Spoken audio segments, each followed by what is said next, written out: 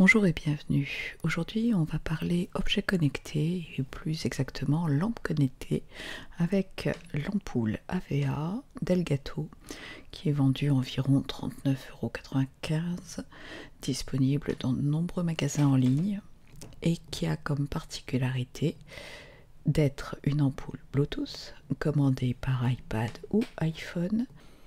Elle consomme 7 watts, développe 430 lumens, c'est un culot à vis de type E27 et elle ne sera pas compatible HomeKit.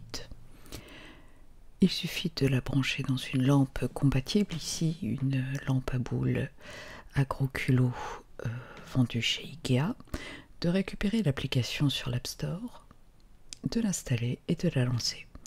À partir de là, on vous demande de rajouter une ampoule. Il suffit d'allumer et d'éteindre l'interrupteur pour qu'elle soit reconnue. Le fait qu'elle soit Bluetooth nécessite d'être relativement proche de l'ampoule pour pouvoir communiquer avec l'iPad. Une fois qu'elle est détectée, elle est automatiquement allumée et on vous propose de lui donner un nom. Vous pouvez contrôler jusqu'à 10 ampoules différentes avec la même application. Donc on clique sur terminer et voici l'interface de l'application. Il s'agit de scènes différentes avec des variations de lumière et de luminosité. On tire littéralement sur une scène pour l'appliquer et vous voyez apparaître la couleur sur l'ampoule mais aussi sur l'application et un petit sigle permet de visualiser lequel est en cours d'utilisation. Les variations représente par exemple ici l'aurore boréale qui va aller d'un bleu très dense à un vert plus ou moins clair. Il y a différentes applications. On peut par exemple faire une variation de vert nommée forêt enchantée. Et vous voyez ici, alors évidemment ça rend moins, je remettrai la boule tout à l'heure afin que vous puissiez visualiser réellement les couleurs. Outre les scènes, il y a également des couleurs unies tels que le vert, le jaune, l'orange, le rouge, le violet, le bleu et le blanc, dont on peut faire moduler la tonalité et la luminosité. La réactivité de l'ensemble est excellente, petit temps d'attente de moins d'une seconde. Il y a néanmoins quelques soucis lorsque vous essayez de contrôler la lampe avec différents appareils, avec des pertes de connectivité. Globalement, si on se contente d'une ampoule avec un iPad, il n'y a pas de souci. Ou un seul appareil iOS.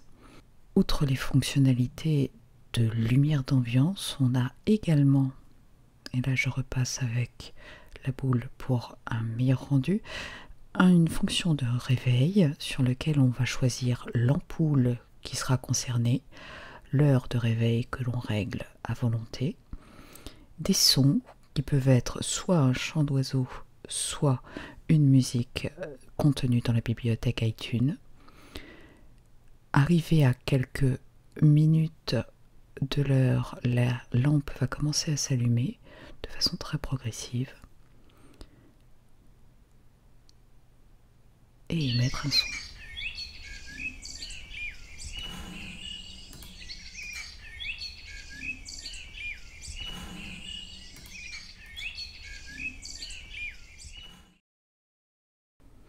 On va refaire un peu les couleurs, donc on sélectionne la couleur, on appuie dessus pour afficher les tonalités et bien sûr l'intensité lumineuse. Donc vous voyez qu'on peut obtenir une grande gamme et régler la force de la lumière.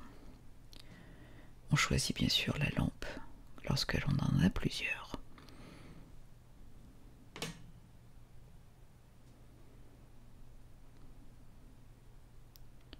Faire le orange qui va permettre de basculer directement sur le rouge ou le jaune.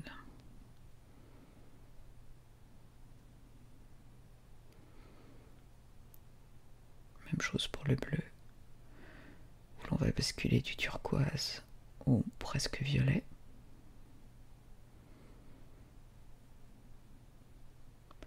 Le blanc va pouvoir avoir des tonalités du jaune au presque bleu.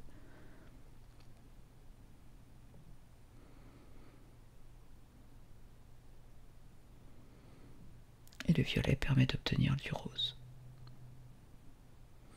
ou du violet foncé.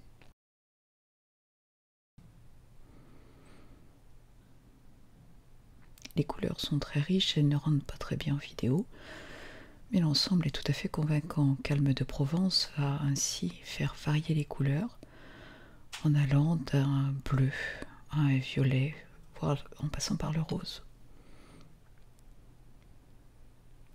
L'application Elgato ne propose pas de widget contrairement à l'application des ampoules Hue et ne pourra pas être contrôlée en dehors du réseau.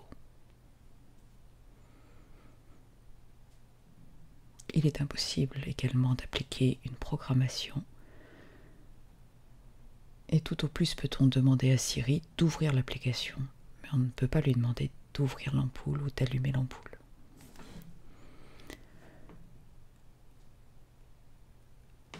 L'option flamme chaude est certainement ce qui est le moins convaincant. Il s'agit d'une espèce de crépitement entre du rouge et du jaune pour donner l'illusion d'un feu de cheminée.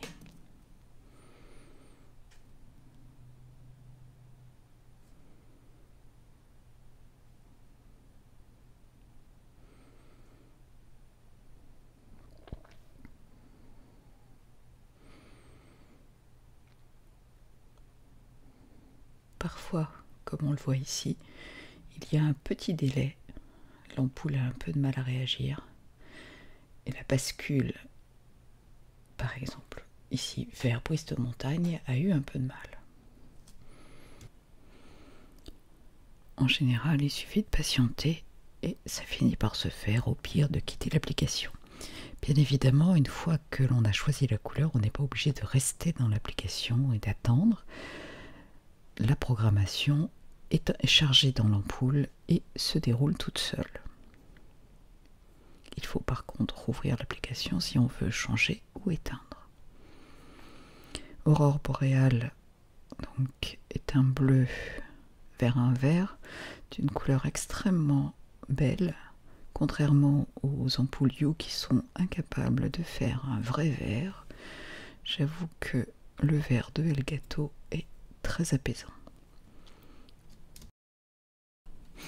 Donc globalement, l'application nécessiterait peut-être un petit peu plus de contrôle possible. On aimerait bien avoir une programmation autre que l'heure de réveil. Néanmoins, les couleurs sont extrêmement belles. L'ampoule en elle-même n'est pas très puissante, donc ne pourra pas éclairer une pièce, sauf à en mettre plusieurs à différents endroits. Son tarif est situé dans la moyenne basse, ce qui est intéressant. Et la mise en route est extrêmement facile, même pour un novice. Si vous voulez vous lancer dans les ampoules connectées ou simplement avoir une lumière d'appoint colorée et facile à manipuler, je pense que c'est une bonne solution. Après, si vous souhaitez avoir plus de contrôle, il est évident qu'il faut passer sur un système plus cher qui utilise le Wi-Fi afin de pouvoir être raccordé au réseau et de ce fait contrôler à distance, paramétrer et ainsi de suite. À mon avis, la Elgato est un très bon premier investissement, annoncé avec une durée de vie intéressante, comme toutes les ampoules LED, et peut faire un très joli cadeau, même à une personne pas très geek. J'espère que cette démonstration vous aura plu et pour ma part, je vous retrouve bientôt pour un nouveau tuto. Bye bye!